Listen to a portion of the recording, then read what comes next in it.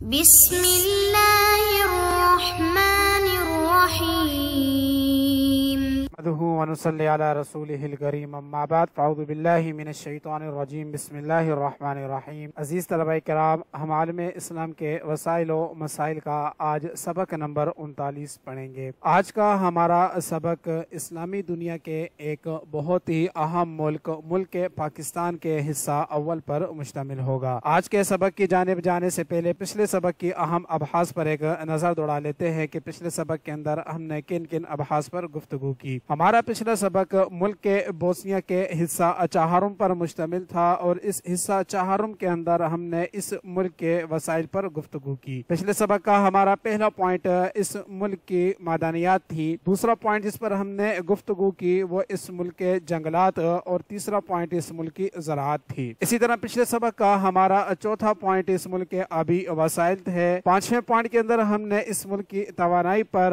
بات کی، اور پچھلے سبق کا ہمارا سب سے آخری پوائنٹ جیو تھرمل پوٹینشیل تھا۔ تو یہ پچھلے سبق کی اہم ابحاث تھی جس پر ہم نے بات کی۔ اب چلتے ہیں آج کے سبق کی اہم ابحاث کی جانب اور جانتے ہیں کہ آج کے سبق کے اندر ہم کن کن ابحاث پر بات کریں گے۔ جیسا کہ سبق کے شروع میں بتایا ہے کہ آج کا ہمارا سبق ملک پاکستان کے حصہ اول پر مشتمل ہوگا، تو ہمیشہ کی طرح آج اس سبق کا ہمارا پہلا پوائنٹ اس ملک کا محل وقوع ہوگا، دوسرے نمبر پر آج ہم اس کے جغرافی خدوخال پر بات کریں گے، تیسرا پوائنٹ اس ملک کا رقبہ ہوگا، اسی طرح آج کے سبق کا ہمارا چوتھا پوائنٹ اس ملک کی آبادی ہے، اور آج کے سبق کا ہمارا آخری پوائنٹ اس ملک کی زبانیں ہیں۔ تو یہ آج کے سبق کے 5 پوائنٹ ہیں جس پر ہم بات کریں گے۔ اب چلتے ہیں آج کے سبق کے پہلے پوائنٹ کی جانب، یعنی ملک پاکستان کے محل وقوع کی جانب، اور جانتے ہیں کہ اس کا محل وقوع کیا ہے۔ پاکستان کے لغوی معنی پاک سرزمین کے آتے ہیں۔ یہ ایک جنوبی ایشیائی ملک ہے۔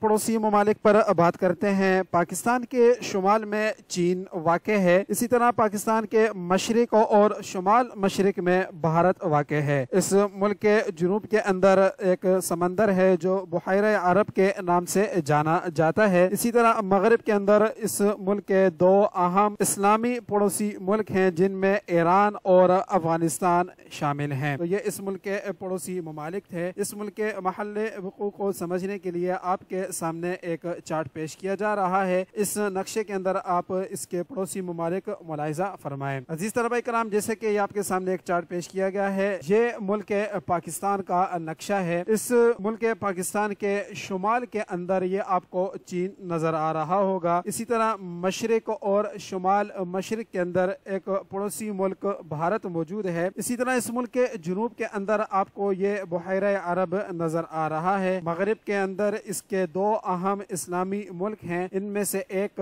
ایران ہے اور یہ دوسرا افغانستان ہے۔ تو عزیز طلبہ کرام، یہ آپ کے سامنے اس ملک کا چارٹ پیش کیا گیا۔ اس طرح آج کے سبق کا ہمارا یہ پہلا پوائنٹ مکمل ہوا۔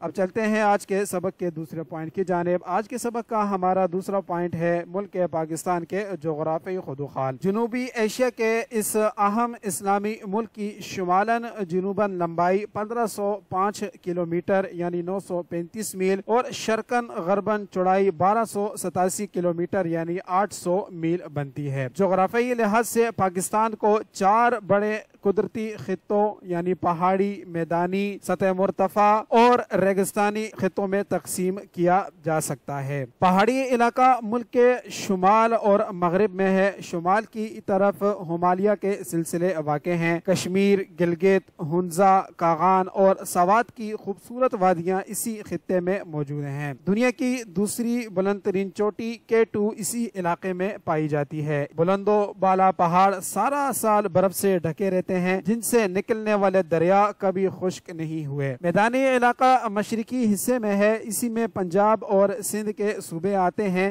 اسی علاقے میں سندھ، جہلم، راوی، ستلج اور بیاس جیسے دریا بہتے ہیں۔ یہ انتہائی زرخیز علاقہ ہے، یہاں بندوں اور نہروں کا جال بچھا ہوا ہے جو دنیا بھر میں آبپاشی کا بہترین نظام ہے۔ سطح مرتفع کوہستان نمک کے شمال میں پوٹوہار کا علاقہ راول پنڈی، جہلم اور اٹک کے اضلاع پر مشتمل ہے۔ یہ علاقہ بارانی ہے، یہاں مٹی کا تیل، کوئلہ اور دیگر بہت سی معدنیات ملتی ہیں۔ جنوب مشرقی حصے میں تھر کا ریگستان پھیلا ہے جو دنیا کا 9واں بڑا صحرا ہے۔ افغان سرحد پر ہندو کش پہاڑ میں مشہور درہ خیبر ہے جو پاکستان کو افغانستان اور وسط ایشیا سے ملاتا ہے۔ پاکستان کی زمینی سرحدوں کی لمبائی 6774 کلومیٹر ہے، جن میں افغانستان کے ساتھ 2430 کلومیٹر، چین کے ساتھ 523 کلومیٹر، بھارت کے ساتھ 2912 کلومیٹر اور ایران کے ساتھ 909 کلومیٹر شامل ہے۔ پاکستان کا پست ترین مقام کراچی ایئرپورٹ ہے جس کی سطح سمندر سے بلندی صرف 22 میٹر ہے۔ بحیرہ عرب کے ساتھ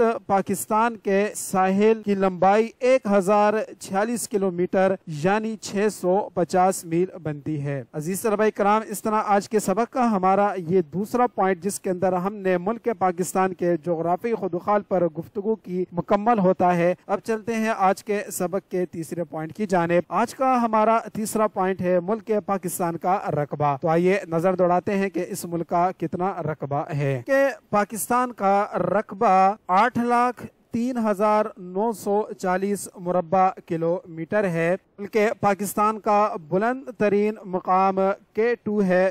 بات کرتے ہیں پاکستان کے آب و ہوا پر۔ پاکستان کی آب و ہوا جنوب مشرقی حصے میں گرم، خشک اور ریگستانی ہے، جبکہ شمال مغربی علاقوں کا موسم سرد اور پہاڑی ہے۔ عزیز طلبہ کرام، ملک پاکستان کے بڑے شہروں پر ایک نظر دوڑاتے ہیں۔ اس کے بڑے شہروں میں کراچی، لاہور، پشاور، کوئٹہ، فیصل آباد، ملتان، راول پنڈی، سیالکوٹ، گجرانوالہ اور حیدرآباد شامل ہیں۔ اسی طرح اس ملک کی مواصلات پر بات کرتے ہیں۔ اس ملک کے پاس یعنی ملک پاکستان کے پاس ریلوے کی لمبائی 8163 کلومیٹر ہے کہ پاکستان کے پاس 40 ہوائی اڈے ہیں، بڑی فضائی کمپنی PIA اور ایئر بلو ہیں۔ اسی طرح پاکستان کے پاس 3 اہم بندرگاہیں ہیں جن میں کراچی، پورٹ قاسم اور گوادر شامل ہیں اور تجارتی بحری جہازوں کی تعداد 17 ہے۔ تو اس طرح آج کے سبق کا ہمارا یہ تیسرا پوائنٹ بھی مکمل ہوا جس کے اندر ہم نے اس ملک کے رقبے پر گفتگو کی۔ اب چلتے ہیں آج کے سبق کے اگلے پوائنٹ کی جانب۔ آج کے سبق کا ہمارا اگلا پوائنٹ ہے ملک پاکستان کی آبادی۔ تو آئیے جانتے ہیں کہ ملک پاکستان کے اندر کتنی آبادی موجود ہے۔ تازہ ترین اندازوں کے مطابق پاکستان کی آبادی 220 ملین سے زیادہ ہے۔ یہ بھارت کے بعد جنوبی ایشیا کا دوسرا سب سے بڑا ملک ہے۔ پاکستان کی آبادی تیز رفتاری سے بڑھ رہی ہے جس کی اوسط سالانہ شرح نمو تقریباً 2% ہے۔ ترقی کی یہ شرح ملک کے لیے مواقع اور چیلنجز دونوں پیش کرتی ہے۔ پاکستان ایک اہم نسلی اور لسانی تنوع کا مالک ہے۔ بڑے نسلی گروہوں میں پنجابی، سندھی، پشتون، بلوچ اور مہاجر شامل ہیں۔ ہر ایک کی اپنی منفرد ثقافت، زبان اور روایات ہیں۔ اردو قومی زبان مختلف نسلی گروہوں کے درمیان رابطے کے لیے ایک زبان کا کام کرتی ہے، جبکہ علاقائی زبانیں جیسے کہ پنجابی، سندھی، پشتو اور بلوچی اپنے اپنے صوبوں میں بڑے پیمانے پر بولی جاتی ہیں۔ پاکستان کی آبادی بنیادی طور پر نوجوان ہے جس کا نمایاں تناسب 30 سال سے کم ہے۔ یہ نوجوان آبادی ملک کے لیے مواقع اور چیلنجز دونوں پیش کرتی ہے۔ ایک طرف یہ ایک ممکنہ ڈیموگرافک ڈیولپمنٹ پیش کرتی ہے، ایک بڑی افرادی قوت کے ساتھ جو اقتصادی ترقی اور جدت کو آگے بڑھا سکتی ہے۔ دوسری طرف یہ تعلیمی نظام، جاب مارکیٹ اور سماجی انفراسٹرکچر پر بھی دباؤ ڈالتی ہے۔ شہری کاری پاکستان کی آبادی کی حرکیات کا ایک اور اہم پہلو ہے۔ تیزی سے شہری کاری کی وجہ سے شہروں اور قصبوں کی ترقی ہوئی ہے، خاص طور پر پنجاب اور سندھ کے صوبوں میں۔ کراچی پاکستان کا سب سے بڑا شہر ہے، 20 ملین سے زیادہ آبادی کے ساتھ ایک ہلچل والا شہر ہے۔ لاہور، اسلام آباد اور راول پنڈی دوسرے بڑے شہری مراکز ہیں جو نمایاں ترقی کا تجربہ کر کر رہے ہیں۔ پاکستان کی آبادی سے منسلک ایک اہم چیلنج سب کے لیے بنیادی ضروریات اور خدمات تک رسائی کو یقینی بناتا ہے۔ صحت کی دیکھ بھال، تعلیم، رہائش اور پینے کا صاف پانی کچھ ایسے شعبے ہیں جہاں بہتری کی ضرورت ہے۔ حکومت پاکستان مختلف بین الاقوامی ایجنسیوں اور غیر سرکاری تنظیموں کے ساتھ مل کر ان چیلنجز سے نمٹنے اور اپنے شہریوں کے معیار زندگی کو بہتر بنانے کے لیے کام کر رہی ہے۔ پاکستان کی آبادی کا ایک اور پہلو اس کے شہریوں کا بیرون ملک جانا ہے۔ پاکستانی دنیا کے مختلف حصوں بالخصوص مشرق وسطی، یورپ، شمالی امریکہ اور آسٹریلیا میں ہجرت کر چکے ہیں۔ پاکستانی تارکین وطن نے ترسیلات زر، سرمایہ کاری اور ثقافتی تبادلے کے ذریعے اپنے میزبان ممالک کے ساتھ ساتھ اپنے آبائی ملک میں بھی اہم شراکت کی ہے۔ پاکستان کی آبادی متنوع نسلوں، زبانوں اور مذاہب کی ایک متحرک ٹیپسٹری ہے۔ تیزی سے بڑھتی ہوئی آبادی کے ساتھ ملک کو اپنی صلاحیتوں کو بروکار لانے کے لیے مواقع اور چیلنجز دونوں کا سامنا ہے۔ پاکستان کے لیے یہ انتہائی اہم ہے کہ وہ اپنے شہریوں کے لیے معیاری تعلیم، صحت کی دیکھ بھال اور ملازمت کے مواقع تک رسائی کو یقینی بنائے، ساتھ ہی ساتھ شمولیت اور سماجی ہم آہنگی کو بھی فروغ دے۔ ٹھوس کوششوں اور مؤثر حکمرانی کے ذریعے پاکستان اپنے آبادی کے منافع سے فائدہ اٹھا سکتا ہے تاکہ سب کے لیے پائیدار ترقی اور خوشحالی کو آگے بڑھایا جا سکے۔ عزیز طلبہ کرام، اس طرح ہمارا یہ پوائنٹ بھی مکمل ہوا جس کے اندر ہم نے پاکستان کی آبادی پر ایک نظر دوڑائی۔ اب چلتے ہیں آج کے سبق کے سب سے آخری پوائنٹ کی جانب۔ آج کے سبق کا ہمارا آخری پوائنٹ ہے ملک پاکستان کے اندر بولے جانے والی زبانیں۔ پاکستان لسانی اعتبار سے متنوع ملک ہے۔ اس کے مختلف خطوں میں 70 سے زائد زبانیں بولی جاتی ہیں۔ جہاں اردو ملک کی قومی زبان اور لسانی زبان کے طور پر کام کرتی ہے، وہاں کئی دیگر علاقائی زبانیں ہیں جو اہم اہمیت رکھتی ہیں اور مختلف نسلی گروہوں کی طرف سے بڑے پیمانے پر بولی جاتی ہیں۔ پاکستان کے لسانی منظر نامے میں مرکزی کردار ادا کرتی ہے۔ اردو ہند آریائی نسل کی زبان ہے اور فارسی، عربی اور ترکی کے اثرات سے ماخوذ ہے۔ یہ سرکاری زبان ہے جو حکومت،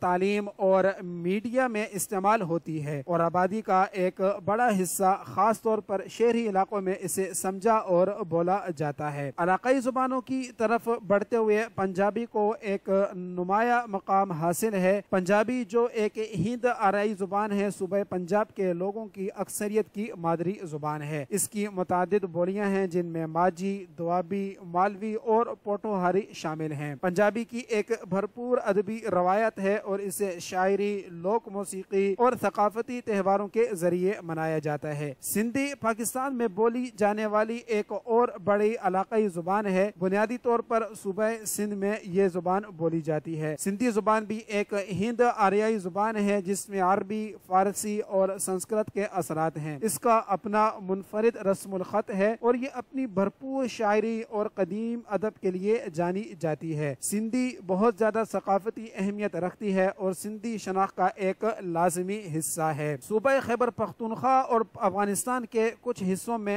پشتو نسلی پشتون کمیونٹی کے ذریعے بڑے پیمانے پر بولی جاتی ہے۔ پشتو ایک مشرقی ایرانی زبان ہے اور اسے اپنے شاعرانہ روایات اور طاقتور زبانی ادب کے لیے جانا جاتا ہے۔ اس کے اپنے حروف تہجی ہیں اور اس کے بولنے والے اپنی زبان اور ثقافت پر بہت فخر کرتے ہیں۔ بلوچستان کی طرف بڑھتے ہوئے ہمیں بلوچی ایک ایرانی زبان ملتی ہے جو بلوچ لوگ بولتے ہیں۔ بلوچ ایک طویل تاریخ کے ساتھ ایک زبان ہے۔ اس کی منفرد گرامر اور الفاظ کی خصوصیات، اقلیتی زبان ہونے کے باوجود بلوچی بہت ثقافتی اہمیت رکھتی ہے۔ زبان پاکستان کی چوتھی بڑی زبان ہے۔ بلوچی زبان بہت ثقافتی اہمیت رکھتی ہے اور اسے زبانی روایات اور لوک ادب کے ذریعے محفوظ کیا جاتا ہے۔ پاکستان کی دیگر علاقائی زبانوں میں سرائکی شامل ہے جو جنوبی پنجاب اور سندھ اور بلوچستان کے کچھ حصوں میں بولی جاتی ہے۔ کشمیری بنیادی طور پر آزاد کشمیر اور گلگت بلتستان کے کچھ حصوں میں بولی جاتی ہے۔ ہند کو خیبر پختونخوا کے ہزارہ ریجن میں بولی جاتی ہے۔ یہ زبانیں بہت سی دوسری زبانوں کے ساتھ پاکستان کے لسانی تنوع اور ثقافتی رونق میں حصہ ڈالتے ہیں۔ پاکستان میں انگریزی کو بھی اہم مقام حاصل ہے۔ یہ کاروبار، تعلیم اور قانونی نظام میں بڑے پیمانے پر استعمال ہوتی ہے۔ انگلش میڈیم اسکول اور کالجز پورے ملک میں موجود ہیں جس سے بہت سے پاکستانی زبان میں مہارت حاصل کر سکتے ہیں۔ پاکستان کا لسانی تنوع صرف صرف اس کی علاقائی زبانوں تک محدود نہیں ہے، یہ ملک مختلف مقامی زبانوں کا گھر بھی ہے جو چھوٹی برادریوں کے ذریعے بولی جاتی ہیں، جیسے کہ براوی، شینا، بروشاسکی اور کالاشا۔ ان زبانوں کی منفرد تاریخیں، ثقافتی سیاق و سباق اور زبانی روایات ہیں جو پاکستان کی لسانی ٹیپسٹری میں اضافہ کرتے ہیں۔ پاکستان ایک لسانی اعتبار سے متنوع ملک ہے جس میں بہت سی زبانیں ہیں جو اس کے کثیر ثقافتی ورثے کی عکاسی کرتی ہیں۔ عزیز طلبہ کرام، اس طرح آج کے سبق کا ہمارا یہ آخری پوائنٹ بھی مکمل ہوا جس کے اندر ہم نے ملک پاکستان کے اندر بولے جانے والی زبانوں پر گفتگو کی۔ اس پوائنٹ کے مکمل ہونے کے ساتھ ہی ہمارا سبق بھی مکمل ہوتا ہے۔ سبق کے اختتام کی جانب جانے سے پہلے آج کے سبق کا خلاصہ جان لیتے ہیں۔ آج کا سبق ہمارا اسلامی ملک پاکستان کے حصہ اول پر مشتمل تھا۔ آج کے سبق کا ہمارا پہلا پوائنٹ اس ملک کا محل وقوع تھا۔ دوسرا پوائنٹ جس پر آج ہم نے گفتگو کی وہ اس ملک کے جغرافی خدوخال تھے۔ تیسرے نمبر پر ہم نے اس ملک کے رقبے پر بات کی۔ آج کے سبق کا ہمارا چوتھا پوائنٹ اس ملک کی آبادی تھی، اور آج کے سبق کا ہمارا پانچواں اور آخری پوائنٹ اس ملک کے اندر بولے جانے والی زبانیں تھی۔ تو اس خلاصے کے ساتھ ہی آج کا سبق مکمل ہوتا ہے۔ السلام علیکم ورحمۃ اللہ وبرکاتہ۔